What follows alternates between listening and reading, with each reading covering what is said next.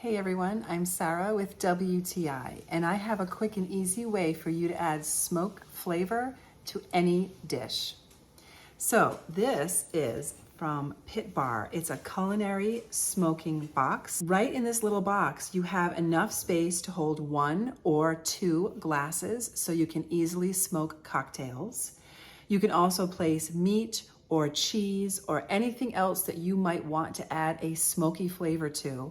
They have a really convenient panel that slides out and a shelf inside that you can move or remove completely depending on what you want to place inside the box to smoke.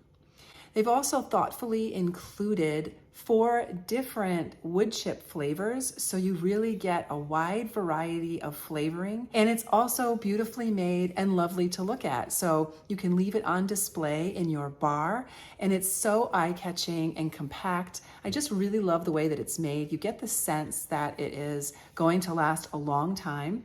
And you can also seal the top off. So, for some people, they really want an intense flavor, but the smoke might dissipate too quickly. So this little box was thoughtfully designed for you to be able to seal that smoke in and let it last for several minutes or however long you want it to, so that flavor really permeates whether it's a beverage or a food item.